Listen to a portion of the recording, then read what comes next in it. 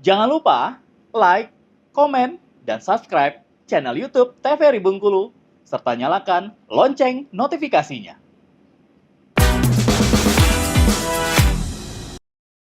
Obrolan pas di sini pemirsa Opini kembali lagi, dan untuk Anda ya jangan lupa untuk tonton terus Opini ini hanya di TVRI Bengkulu. Dan sekarang untuk di segmen terakhir ini kita mau nanya-nanya lagi sama Ibu Rasi di sini, mumpung masih ada nih pakar, jadi expertnya untuk bidang ilmu komunikasi. Jadi untuk teman-teman sekarang yang masih di bangku SMA, nah bingung mau kuliah kemana atau juga bingung mau ambil jurusan apa, nah bisa saja kalau memang tertarik di bidang public speaking, karena sekarang kan untuk dunia public speaking itu memang sangat luar biasa, Bu ya. Betul. Semua orang pasti membutuhkan public speaking, apapun itu background pekerjaannya, ataupun juga apapun itu nanti ingin kerja di mananya, public speaking itu memang benar-benar dibutuhkan gitu.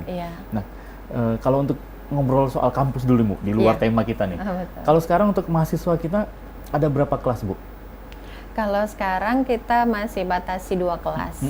Iya. Oke, berarti satu angkatan itu 2 kelas. Iya. Oke. Nah, kalau zaman dulu pada saat kuliah itu kan, Bu, ada peminatannya nih. Mana yang tertarik tentang public relation, mana yang tertarik ke jurnalistik, itu di semester berapa? Semester 3 atau 4 kalau nggak salah. Iya. Mulai ada pemisahan itu, mana yang minat ke jurnalistik, mana yang ke PR. Nah, kalau sekarang masih ada nggak, Bu, sistem seperti itu? Kalau sekarang peminatan itu sudah tidak ada lagi. Jadi mata kuliahnya itu sekarang memang merujuk kepada mata kuliah yang bagaimana supaya mahasiswa itu mendapatkan seluruhnya gitu ya di komunikasi seperti itu. Kalau dulu ada peminatan jurnalistik, ada peminatan humas, ada peminatan politik. Nah, kan tetapi karena adanya kurikulum KKNI waktu itu, sehingga pada saat adanya kurikulum KKNI itu tidak diwajibkan lagi untuk ada peminatan seperti itu. Maka di komunikasi sendiri kita ada penciri khusus gitu. Komunikasinya UNIP itu lebih kepada komunikasi pembangunan masyarakat pesisir seperti itu. Oke, bagaimana pola komunikasi untuk di wilayah Bengkulu ini, karena kita juga daerah pantai, daerah pesisir itu, Bu ya. Pesisir, iya. Oke, ternyata itu nih Bu Opini. Jadi untuk alumni ilmu komunikasi UNIP, nah sekarang sudah luar biasa sekali, Bu ya, banyak sekali perubahannya. Dari infrastruktur juga, terus juga dari lab juga sangat luar biasa sekarang, Bu ya. Iya. Kita sudah ada lab multimedia namanya. Nah, jadi sangat sudah proper sekali untuk teman-teman yang minat untuk di bidang ilmu komunikasi, bisa juga nih untuk mengambil atau juga masuk ke jurusan ilmu komunikasi di FISIP UNIP. Karena kelasnya itu hanya 2, berarti memang benar-benar terbatas sekali, Bu ya. Iya. Peminatnya pasti setiap tahun banyak sekali peminatnya, tapi karena kita memang batasi 2 kelas, sehingga ya mau tidak mau.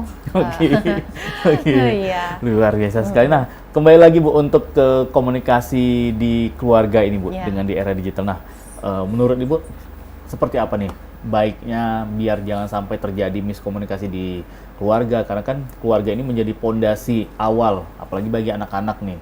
Orang tua sebagai contohnya, role modelnya, biar jangan terjadi ke depannya miskomunikasi di keluarga. Akibatnya juga sangat fatal, Bu ya, apalagi untuk anak-anak. Akhirnya menganggap, wah di keluarga ini nggak nyaman nih, akhirnya mencarilah ke dunia luar, terjerumuslah ke narkoba lah, dan lain-lain seperti itu.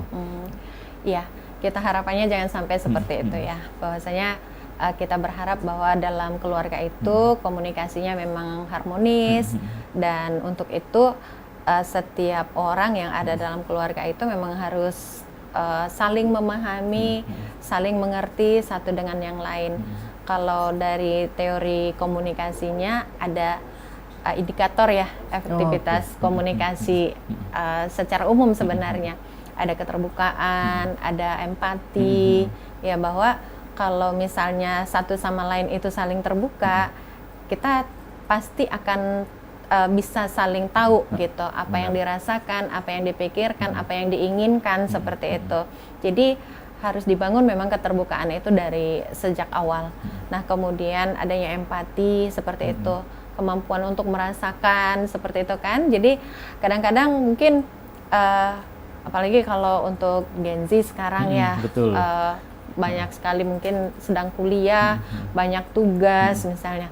Terus orang tua tidak memahami situasi tersebut, itu juga akan menimbulkan miskomunikasi. Nah kemudian ada saling mendukung lah gitu ya. Misalnya orang tua tidak memaksakan keinginannya kepada si anak. Misalnya si anak ini untuk pilihan kuliah misalnya, mau kuliah di sini, mengambil jurusan ini. Nah, orang tua juga maunya menanyakan gitu kepada si anak dengan misalnya si anak ini memilih ini alasannya apa. Orang tua juga mungkin bisa menyarankan dengan pertimbangan apa seperti itu. Nah kemudian ada saling saling support lah gitu, saling support antara orang tua dengan anak. Terus kemudian harus juga membangun kesetaraan. Kesetaraan di sini artinya tidak ada yang merasa lebih dominan.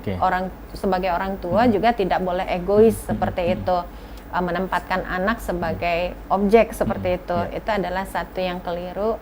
Jadi kalau misalnya antara anak dengan orang tua itu saling memahami peran dan fungsi masing-masing, sebenarnya itulah yang menjadikan komunikasi dalam keluarga itu menjadi harmonis begitu. Oke, jadi sangat sederhana sekali sebenarnya Bu ya. Ya timbulkan rasa empati di keluarga, terus juga simpati itu tadi terbuka juga, terus tidak ada saling mendukung, saling support, dan juga mungkin untuk pola-pola otoriter sebaiknya tidak diterapkan Bu ya. Boleh diterapkan untuk hal-hal tertentu, misalnya tidak untuk semua hal. Benar-benar. Karena bagaimanapun juga harus ada penyeimbangan. Misalnya dalam sebuah keluarga nggak mungkin nggak punya aturan kan. Betul. Nah jadi aturan itulah sebenarnya yang yang harus diikuti oleh setiap anggota keluarga. Tapi ada batasan-batasan seperti itu. Jadi kalau untuk hal-hal tertentu memang perlu juga diterapkan pola komunikasi yang seperti itu gitu. Jadi seperti itu nih pemirsa Opini. Nah, jadi untuk Anda mungkin juga pasangan muda ataupun yang baru saja berkeluarga, ini bingung nanti penerapan gaya komunikasi seperti apa dengan suami atau juga istri, dan juga nanti sudah mendapatkan momongan, sudah punya anaknya, bagaimana penerapan komunikasi sama anak. Nah, seperti itu saran dari Ibu Rasi. Dan Ibu Rasi, tanpa terasa nih kita harus berpisah di obrolan kali ini. 2 SKS kita pemirsa Opini sudah tuntas di hari ini. Nah, jangan lupa yang pastinya untuk Anda tonton terus Opini, obrolan pas di sini. Dan untuk Ibu Rasiana, terima kasih banyak Bu. Iya, terima kasih sudah kembali hadir di studio Opini. Sehat-sehat terus, lancar semua pekerjaannya. Di kuliah juga semua pekerjaan juga tuntas nih. Salam juga untuk teman-teman di ilmu komunikasi FISIP Unip. Dan pemirsa Opini, saya Iqbal Fatwa pamit undur diri dulu. Jangan lupa tonton terus Opini hanya di TVRI Bengkulu. Dan akhir kata, wassalamualaikum warahmatullahi wabarakatuh. Sampai jumpa.